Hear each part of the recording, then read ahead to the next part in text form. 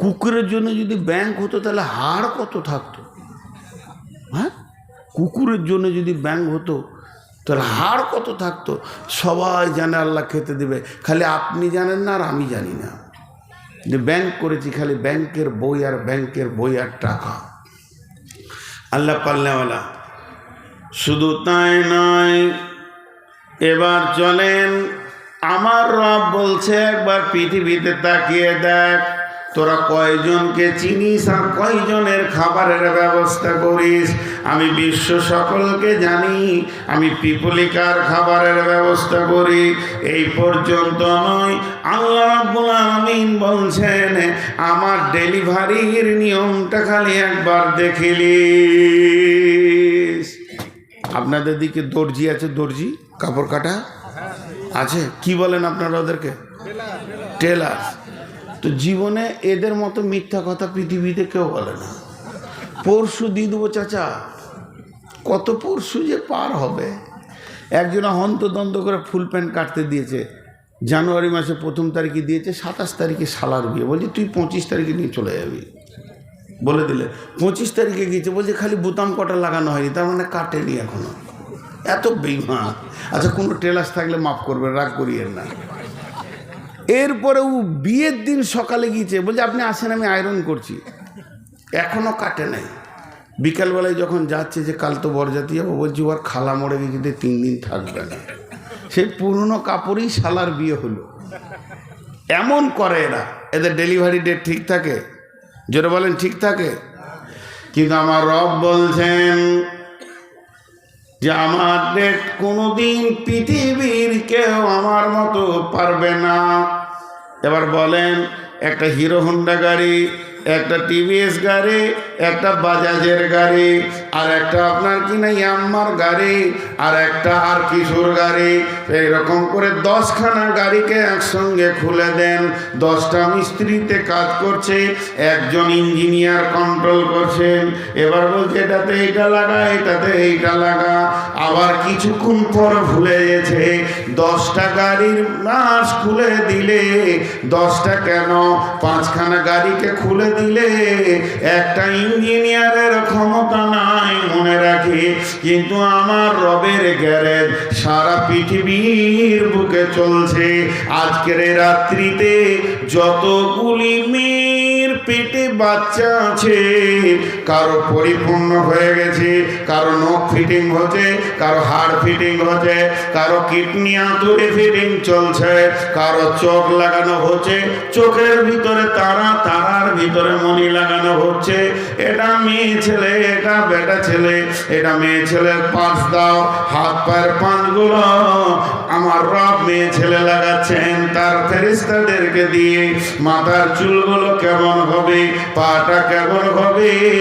একটা মেয়ের পেটে নয়, পৃথিবীর বুকে কোটি মেয়ের পেটে বাচ্চা রয়েছে। আবার একসঙ্গে নয়, কোনোটা 4 মাসের, কোনোটা 6 মাসের।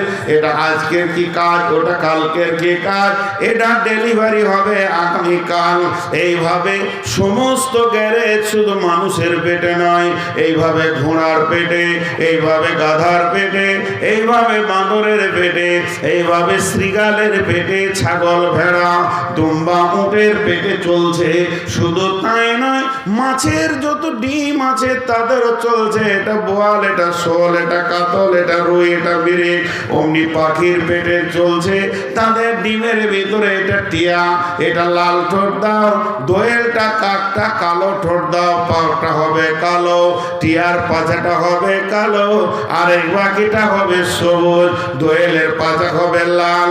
এইভাবে আল্লাহ তাবারাক ওয়া তাআলা সাপের ডিমে এইভাবে সমস্ত মাছে, ছাগলে।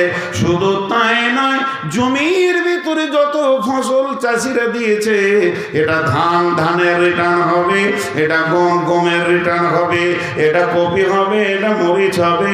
আমার রব সমস্ত গ্যারেজকে একসঙ্গে কন্ট্রোল করছে এবং ঠিক টাইমে ডেলিভারি দিচ্ছে। যদি একবার বলতো ধানটা এবছর 3 মাসের লেট চলবে, সূর্য উঠবে না, লেট চলবে, তাহলে পৃথিবীর মানুষ বেঁচে থাকতে পারতো না। তো আমার রব বলেছেন আলহামদুলিল্লাহ রাব্বিল আলামিন, সমস্ত প্রশংসা ওই রবের যে সারা বিশ্বকে একসঙ্গে কন্ট্রোল করে। বুঝাতে পারলাম? আমি বয়ান করছি আর এখানে যে কটাই লোক বসে আছে, কার দিলে কি চলছে না চলছে যিনি খবর রাখেন তিনি কে? আল্লাহ। তাহলে একসঙ্গে এতগুলোকে তিনি কন্ট্রোল করতে পারেন আর আমরা সামান্য কন্ট্রোল করতে পারি না। তিনি হলেন প্রশংসার মূল একদম অধিকারী, তিনি হলেন রব্বিল আলামিন। এরপরে চলেন আর রহমানির রহিম। রহমান মানে দয়ালু মেহেরবান, রহিম মানেও দয়ালু মেহেরবান। আর একবার বলছে রহমান মানে দয়ালু মেহেরবান, রহিম মানেও দয়ালু মেহেরবান।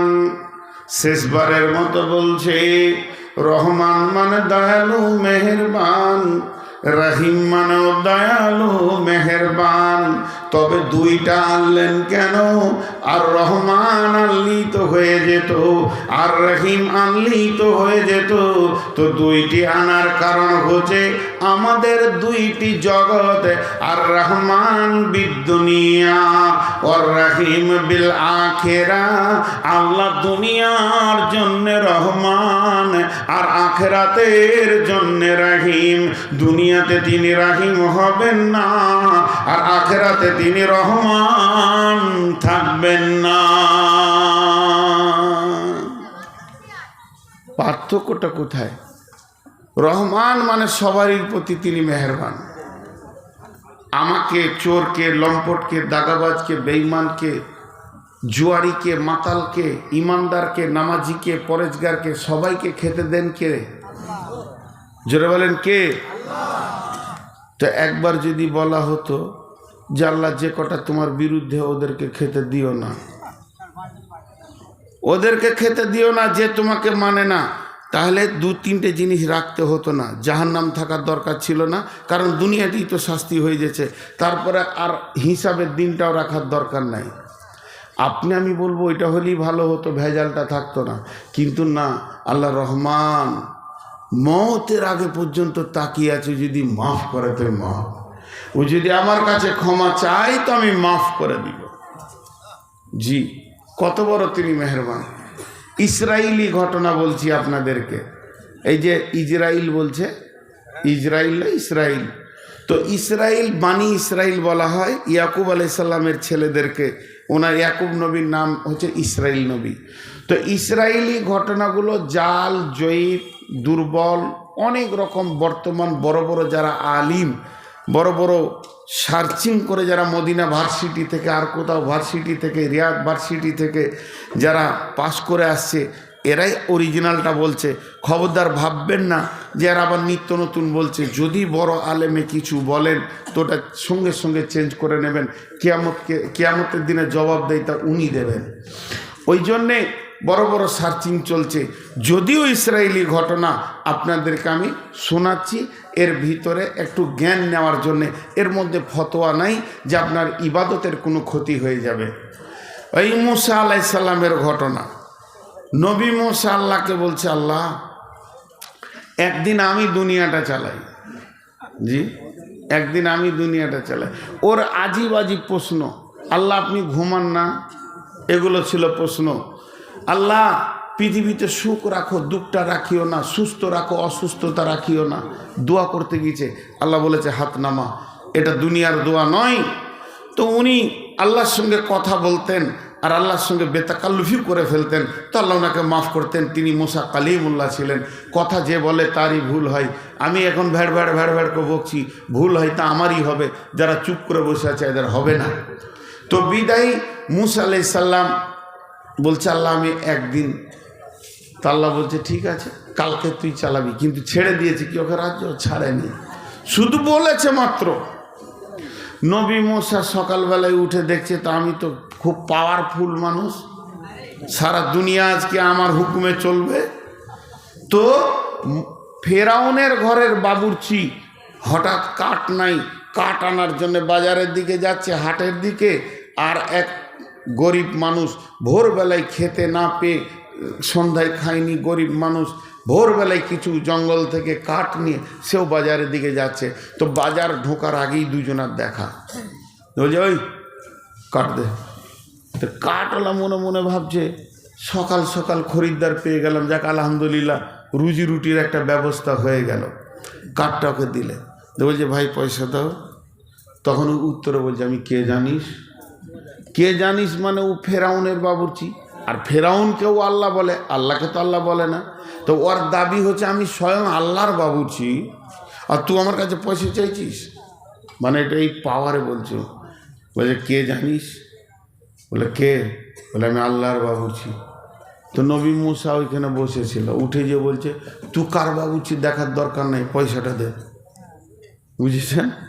পয়সাটা দে। খালি বলে দিয়েছে একবার তুই কে, তুই আবার কে? বলছে আমি কে। এরকম করে কিল ধরে মেরেছে ওর পেটে। যেই মেরেছে লোকটা সঙ্গে সঙ্গে মারা গেল।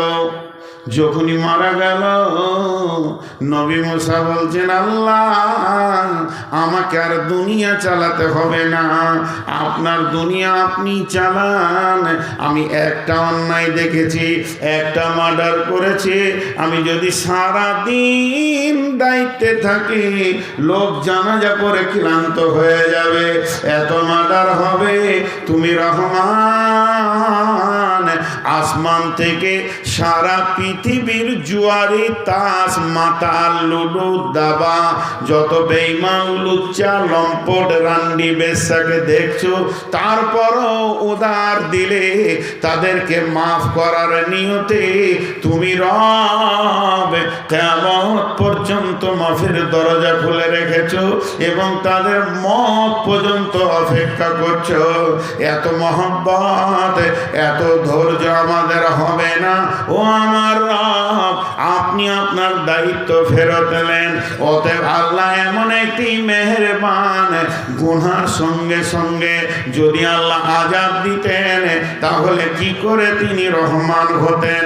এই জন্য আমার রব পৃথিবীর বুকে চোর লম্পট দাগাবাজ বেঈমান জুয়ারি মাতাল ইমানদার নামাজে পরেজগার তাহাজ্জুদ পড়নেওয়ালা সবকে আমার রব রুজি দেন, সমান নজরে দেখেন। কিন্তু অপেক্ষা কর আমার কাছে আসা পর্যন্ত, যেদিন কিয়ামত হবে সেই দিন কিন্তু এক নজর থাকবে না।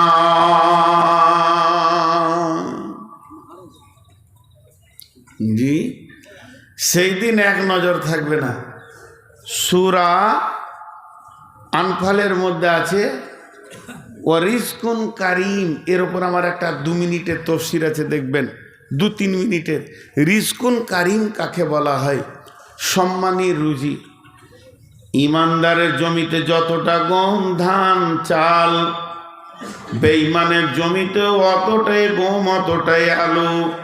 ইমানদারের জমিতে যতটা ফলন, একটা আল্লাহকে মানে না তার জমিতে অতটা ফলন। মূর্তি পূজকের জমিতে যতটা ধান পাট, যে আল্লাহকে মানে তার জমিতে অতটা ধান পাট।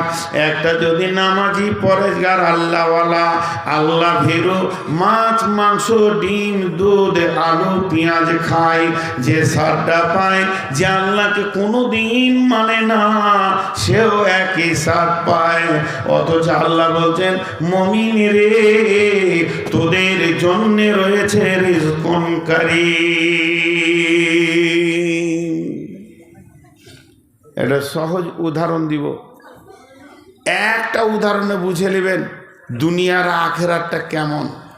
জি, একটা লোক বাজার থেকে 2 কেজি মাংস নিয়ে এসছে, ওর একটা দোকান আছে, দোকানে মাল কিনতে গেছে বাজারে করিমপুর, ওখান থেকে 2 কেজি খাসির মাংস নিয়ে এসছে, বিবিকে বলেছে রান্না করো। বিবি ভালো করে রান্না করে একদম কাঠে গরম করে রেখেছে, গান গান করে কাঠ জ্বলছে আর গরম হাঁড়িতে আছে। এবার ও খেতে বসেছে, এইদিকে বারান্দায় বসে খাবার ভাত নিয়ে বসে আছে, আর বিবি বাটিটাকে চামচটাকে ধুতে গিয়েছে কলের কাছে, আর কুকুরে মুখ ভরে দিয়েছে, 2 পিস নিয়ে চলে গেল। ওর কত রাগ হবে? গোটা হাঁড়িটা আর খাওয়া হলো না, ফেলে দিলে, শেষ। কুকুরে মুখ দিয়েছে, তোর রাগ আর মিটছে না। বৈকাল বেলায় যখনই দোকানটা খুলেছে তো দেখছে কুকুরটা দোকানেই বসে আছে। যাকে দেখতে না পারি তার চলন বেকা, তার সঙ্গে সদাই দেখা। তখনও বসে আছি, সঙ্গে সঙ্গে দোকানের খিলটা হুঁড়কাটা, 3 জামের বাটাম, 2.5 বাটামটা রেডি করলো। একটা ব্রিটানিয়া কোম্পানির দামি 100-150 টাকার দামের রুটিকে বের করলো, আর রুটিটাকে কুকুরটাকে দেওয়ার জন্যে। তখন ছোট ছেলেটা এসে বলছে, আব্বা আমি রুটি নিব। একই রুটি 2 ভাগ করে অর্ধেক ছেলেকে দিল, অর্ধেক কুত্তাকে দিল। এখন আপনারা বলেন ছেলেটা কুত্তা না কুত্তাটা ছেলে? কারণ একই রুটি, একই কোম্পানি, একই স্বাদ, একই লেভেল, একই দাম, একই বেকারি, একই ফ্যাক্টরিতে তৈরি, কিন্তু নিয়তটা আলাদা। ছেলেটাকে দিয়েছে মহব্বতের ভিতর থেকে, আর কুত্তাটাকে দিচ্ছে কেন? রুটি খেতে আয়, বাটাম ধরে রেখেছে, 2 কেজি খাসির মাংস সুদ আসল সব বুঝে নিব, এটা হলো নিয়ত। আল্লাহ তাবারক ওয়া তাআলা সারা বেঈমানদেরকে পৃথিবীতে সুখ দিচ্ছে কেন? যে একবার কিয়ামতের মাঠে এসে দেখ, সুদে আসলে বুঝিয়ে দেব। আমার খাবে, আমার চলবে ফিরবে, আর আমার বিরুদ্ধে কথা বলবে, আর ইমানদারদেরকে রুচি দেয় ওই ছেলেটার মতো। অতএব সারা বিশ্বকে যিনি বর্তমান পালনেওয়ালা, যিনি আগামীতেও পালনেওয়ালা, যিনি পেলে আসছেন, তিনি হলেন সমস্ত ক্ষমতার মালিক, তিনি হলেন আর রহমান। সে আল্লাহ হচ্ছে মেহেরবান।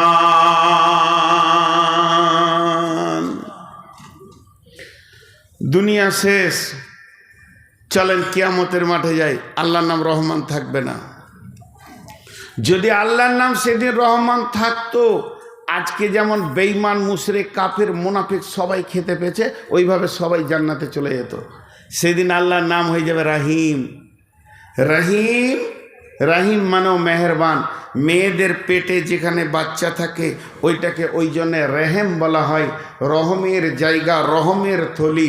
সেটা ভালো নাম হচ্ছে জরায়ু, বাংলাতে বলে, কিন্তু ওটা আরবিতে বলে রেহেম।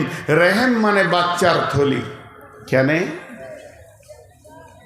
আপনার গ্রামে একটা 1.5 বছরের ছেলে আছে, ছেলেটা যেদিন জন্ম নিয়েছে মা দেখেনি, মা মারা গেছে।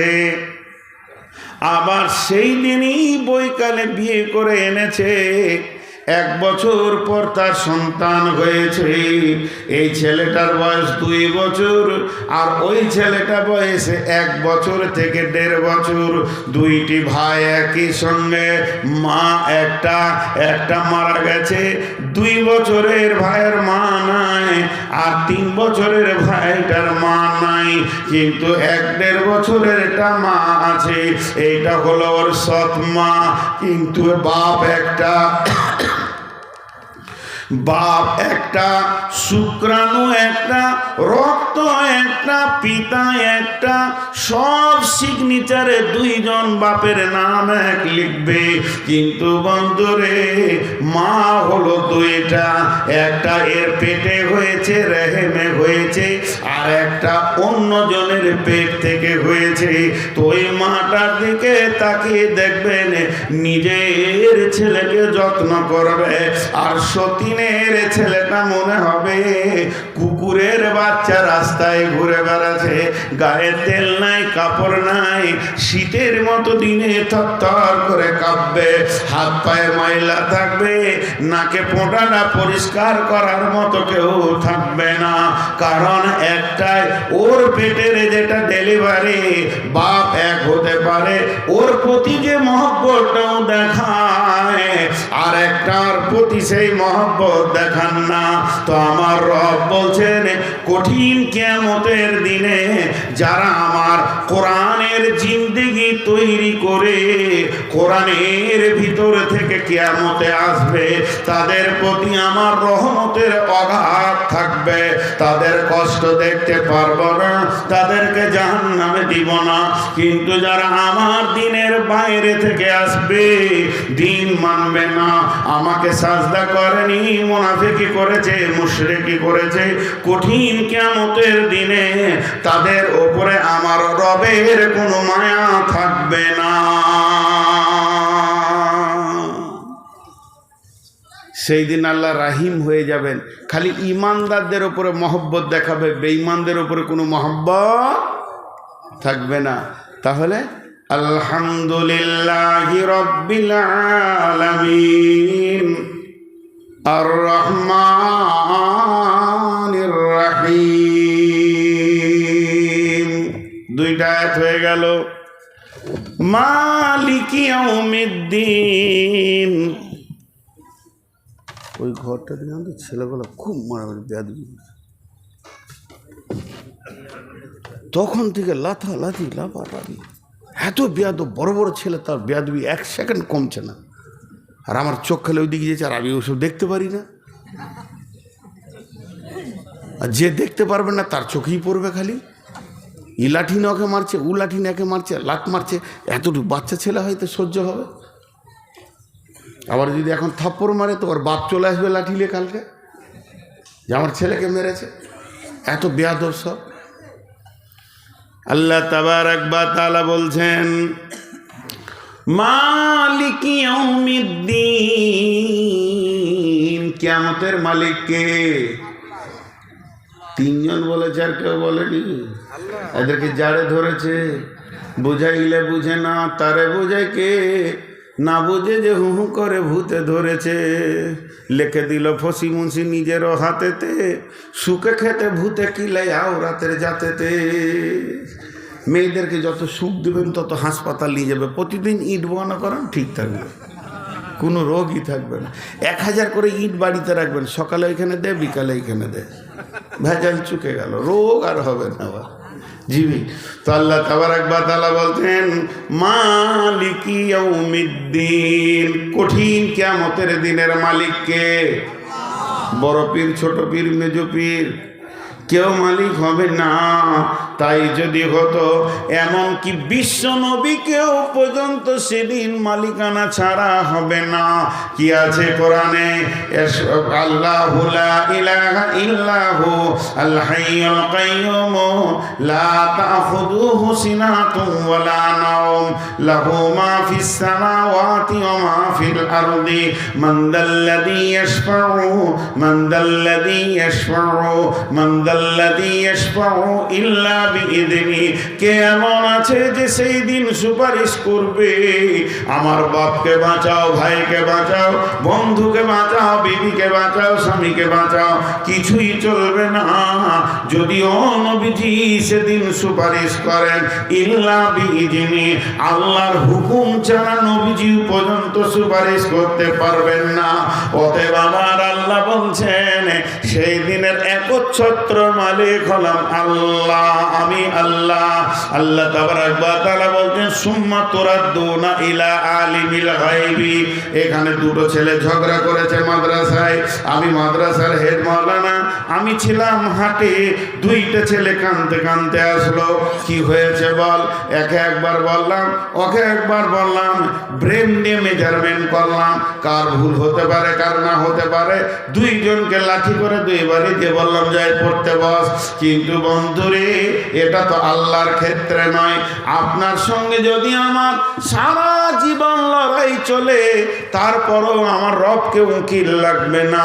প্রকৃত দোষীকে আর ঘটনা কি কি কি কি ঘটেছে গোপনে প্রকাশ্যে, তিনি আমার রব সব তিনি জানেন। তাই আল্লাহ বলছেন সুম্মা তুরাদ্দুনা ইলা আলিমিল গায়বি ওয়াশ শাহাদাতি, এমন একজনের কাছে কিয়ামতের দিনে দাঁড় করানো হবে।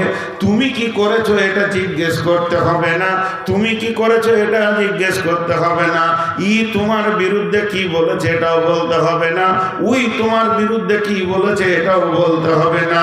তিনি সবই জানেন, তিনি আলিমুল গায়ব, তিনি ক্ষুদ্র থেকে বৃহৎ পর্যন্ত খবর রাখেন। ফায়ুনাব্বিউকুম বিমা কুনতুম তা'মালুন, তিনি তো বয়ান করবে তুমি গোপনে প্রকাশ্যে কাজগুলো করেছো, তুমিও গোপনে প্রকাশ্যে কাজগুলি করেছো। অতএব বন্ধুরে, আমাদেরকে লম্বা লম্বা পাঞ্জাবি আর টুপিওয়ালা দেখছেন, আমাদের ভিতরে নোংরা নোংরা কাবিরা গুনাহ ঢুকে আছে। সেদিন যদি প্রকাশ হয়ে যায়, হযরত উমরকে বলা হলো, হযরত উমর একদম মরুভূমির প্রান্তে যাচ্ছিলেন, সাহাবীরা সঙ্গে ছিলেন। হযরত উমর বললেন, কে আছো গো, আমাকে একটা কোরআনের আয়াত শুনিয়ে দাও, আয়াতটা শুনে যেন আল্লাহর ভয় আমার দিলে আসে। সঙ্গে সঙ্গে আব্দুল্লাহ ইবনে মাসউদ বলছেন, ফামাইয়ামাল মিসকালা যাররাতিন খায়রান ইয়ারা ওয়া মাইয়ামাল মিসকালা যাররাতিন শাররান ইয়ারা। এমন একটা দিন আসবে রে, ক্ষুদ্র থেকে ক্ষুদ্র আর গুনাহ এবং নেকি প্রকাশ হয়ে যাবে, চোখের পানিতে থাকতে পারছি না। হে আমার মাবুদ, আমার গোপন গুনাহগুলো যদি কিয়ামতের দিনে প্রকাশ হয়ে যায়, আমি কেমন করে মুখ দেখাবো আন্তর্জাতিক বক্তা? আমি গোপন থেকে গোপনে কত নোংরা কাজ করেছি।